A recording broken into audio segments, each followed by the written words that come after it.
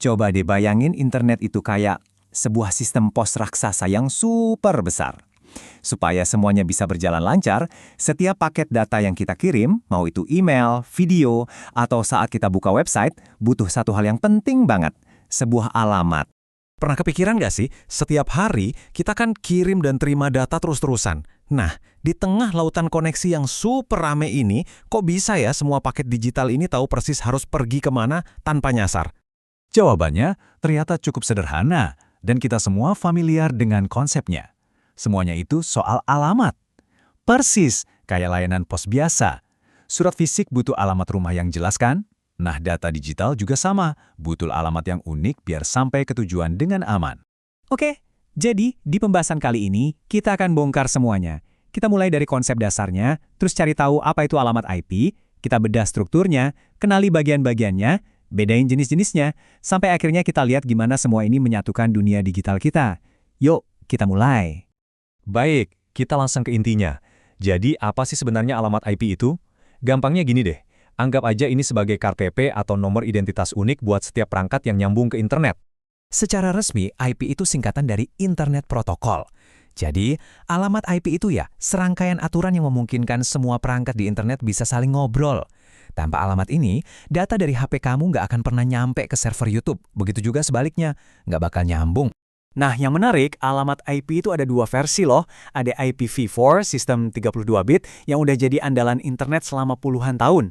Tapi, karena ada batasannya, sekarang kita pelan-pelan mulai pindah ke IPv6, versi 128-bit, yang jauh lebih besar dan siap untuk masa depan. Terus, kenapa harus pindah? Jawabannya simpel. IPv4 itu cuma bisa nyediain sekitar 4,3 miliar alamat unik. Dulu sih angka segitu banyak ya, tapi sekarang, di zaman semua benda, dari HP sampai kulkas, nyambung ke internet, 4,3 miliar itu udah mepet banget. Kita udah kehabisan.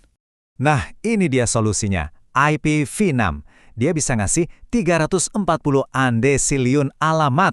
Itu angka 340, dengan 0 di belakangnya ada 36 biji. Banyak banget kan? Saking banyaknya, kita bisa kasih alamat IP ke tiap butir pasir di bumi. Jadi masalah kehabisan alamat bisa dibilang udah beres selamanya. Oke, walaupun IPv6 itu masa depan, untuk pembahasan kali ini kita fokus dulu ke IPv4 ya. Soalnya ini yang masih paling sering kita temui sehari-hari. Yuk kita bedah bareng-bareng struktur alamat ini. Jadi, di level paling dasarnya, buat komputer, alamat IP itu cuma deretan angka 1 dan 0 yang panjang banget. Total ada 32 digit. Inilah bahasa asli yang dimengerti komputer dan router buat ngatur lalu lintas data. Tapi kan kalau kita yang baca 32 angka 1 dan 0, bisa pusing ya? Nah, biar gampang, deretan angka ini dibagi jadi 4 kelompok. Masing-masing kelompok isinya 8 angka atau 8 bit. Dan tiap kelompok ini kita sebut oktet. Langkah terakhir, biar kita sebagai manusia bisa baca, tiap oktet tadi diubah jadi angka desimal biasa dari 0 sampai 255. Nah, inilah kenapa alamat IP yang kita lihat itu bentuknya selalu 4 angka yang dipisahin pakai titik. Contohnya ya kayak 192, 168, 1.1. Sekarang jadi lebih masuk akal kan? Oke, sekarang kita masuk ke bagian yang paling krusial nih. Ternyata, alamat IP itu bukan cuma satu nomor acak. Di dalamnya, itu ada 2 informasi penting yang digabung jadi satu. Kita balik lagi ke analogi tukang pos ya. ID jaringan itu ibarat nama jalannya, sementara ID host itu nomor rumahnya. Buat ngantar surat, butuh dua-duanya kan? Nah, di internet juga gitu. Router itu pertama-tama lihat nama jalan, alias ID jaringan, buat ngarahin data ke kompleks yang benar. Pas sudah sampai, baru deh dicari nomor rumah atau ID hostnya, biar datanya nyampe ke laptop atau HP kita. Atau gini deh analogi lain, bayangin plat nomor mobil, huruf depannya, kayak B untuk Jakarta, itu kan nandain area atau jaringannya. Nah, angka-angka di belakangnya itu nunjukin mobil spesifik di area itu, alias hostnya. Keduanya sama-sama penting. Terus gimana router bisa tahu mana bagian jaringan dan mana bagian host? Dulu, caranya pakai sistem kelas. Ada kelas A buat beberapa jaringan super besar yang isinya jutaan perangkat. Terus kelas B buat jaringan ukuran sedang, dan yang paling umum, kelas C, buat banyak jaringan kecil yang masing-masing isinya nggak terlalu banyak perangkat. Oke, sekarang kita bahas satu hal penting lagi. Ternyata nggak semua alamat IP itu diciptakan sama. Ada perbedaan besar loh antara alamat yang terlihat di internet global sama alamat yang dipakai perangkat-perangkat di dalam rumah kamu. Ini dia, bedanya IP publik dan IP pribadi. IP publik itu alamat resmi kamu di dunia internet. Alamat ini unik, nggak ada yang nyamain di seluruh dunia dan dikasih sama provider internet kamu. Sebaliknya, IP pribadi itu cuma buat di jaringan lokal kamu, kayak WiFi di rumah. HP, laptop, dan TV kamu masing-masing punya IP pribadi buat ngobrol satu sama lain, tapi dunia luar nggak bisa melihatnya. Makanya, ada beberapa rentang alamat yang emang sengaja dicadangkan buat penggunaan pribadi. Nah, ini nih alasan kenapa kalau kamu ngoprek settingan WiFi di rumah, sering banget nemu alamat yang depannya 192.168.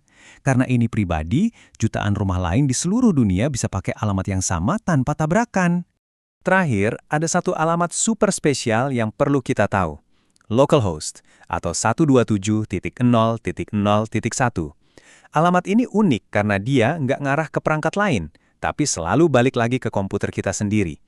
Ini penting banget buat para developer buat ngetes aplikasi mereka secara lokal seolah-olah udah online. Jadi, kalau kita rangkum semuanya, setiap kali kita online, sebenarnya ada sebuah sistem yang elegan dan tak terlihat yang kerja diam-diam di belakang layar. Sistem inilah yang memastikan setiap bit data sampai ke tujuannya dengan akurat. Sederhananya begini. Pertama, setiap perangkat dapat alamat unik. Kedua, alamat ini nunjukin jaringan dan perangkat spesifiknya. Ketiga, sistem ini kerja kayak layanan pos digital raksasa. Dan keempat, sistem inilah yang nganterin semua data kita, email, video, website, ke tujuan yang benar, dimanapun di seluruh dunia. Pada akhirnya, ya inilah peran krusial alamat IP. Mereka itu seperti lem perekat, bahasa universal yang menyatukan jutaan jaringan independen di seluruh dunia jadi satu kesatuan besar yang kita kenal sebagai internet. Jadi, lain kali Anda online, coba deh pikirkan sejenak. Di balik setiap klik, setiap pesan, setiap video yang kamu tonton, ada perjalanan data yang luar biasa melalui sistem pengalamatan ini. Sebuah tarian angka dan protokol tak terlihat yang membuat dunia digital kita ini jadi mungkin. Keren kan?